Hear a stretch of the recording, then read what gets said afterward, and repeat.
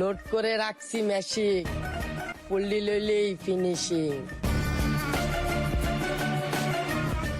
সমুদ্র সৈকতে ছুরিকাঘাত করে জুলাই যোদ্ধা ও ছাত্রদল নেতা খুরশেদকে হত্যাকাণ্ডের পর সামনে আসে শহরের শীর্ষ কিশোর গ্যাং লিডার আরিফের নাম।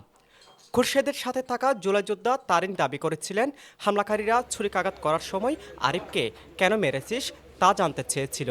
এটা মারার সময় বলতেছে যে আরিফ পারে কেন মারছস, এইটুকু আমি জানি। এদিকে ঘটনার কয়েক ঘন্টার ব্যবধানে হত্যাকাণ্ডে জড়িত সন্দেহে তারেক উর্ফে কাকা তারেক নামে এক যুবককে আটক করা হয়েছে। বুধবার সকালে চকরিয়ার খোটাখালী ইউনিয়নের ডুমপাড়া এলাকা থেকে তাকে আটক করা হয়।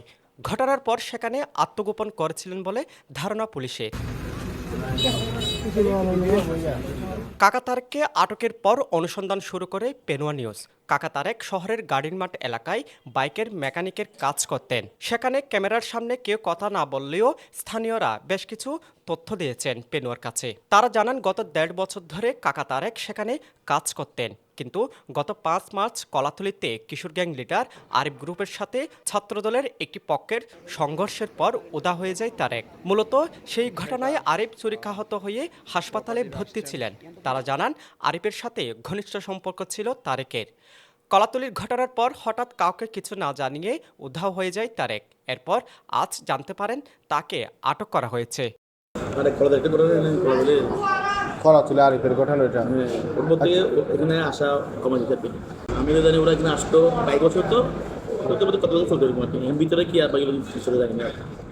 আমি এখানে আসতো ওর সাথে বাইকের কাছে তো ওর কাছে করতো আরবি কাছে বাইকের কাছে হতো তো শুধু আড্ডা মাত্র এরকম। তার কতদিন ধরে আপনার এখানে আসতেছে না ওই ঘটনা করতে এরপর থেকে আর আসে না। এক দুশো মাস ছিল।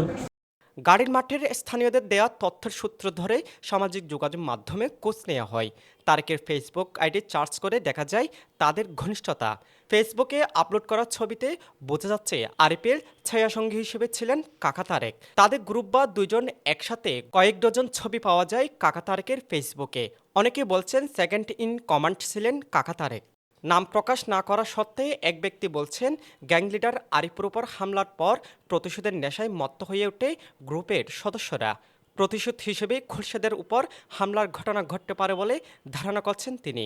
কারণ ৫ মার্চের কলাতলির ঘটনায় ছাত্রদলের গ্রুপের পক্ষে খুরশেদও উপস্থিত ছিলেন ঘটনাস্থলে। এরা আরিফরা কি করছে, ওই ছেলে ছোট ছোট ছেলে যারা আছে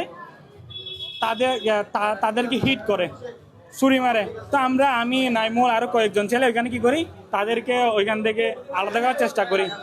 ওই সময় আরিফ এসে যে জাতা আছে, জাতা সুপারি কাটার যে জাতাটা আছে ওইটা নিয়ে এসে তুই কে বলে আমাকে আঘাত করে, নাইমুলকে আঘাত করে, এবং মিজান নামে যে ছেলেটা আছে এরা রাকিব আর আরিফ আর কয়েকজন ছিল, এরা তাকে ছুরি নিয়ে আঘাত করে। লোড করে রাখছি মেশিন, পল্লি লইলেই ফিনিশিং। এদিকে পুলিশ বলছে হেফাজতে নিয়ে তারিনের সাথে মুখোমুখি করা হবে কাকা তারেককে। সবাইকে জিজ্ঞাসাবাদে বিস্তারিত বেরিয়ে আসবে বলে ধারণা পুলিশের।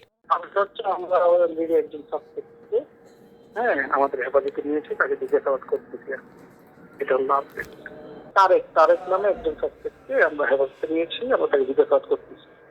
না ওইটা ওই জন্য আমরা তো সাসপেক্ট, এটা বিভিন্ন ক্লোতে নাম আসছে, তো ওইটার জন্য জিজ্ঞাসাবাদ করতেছি।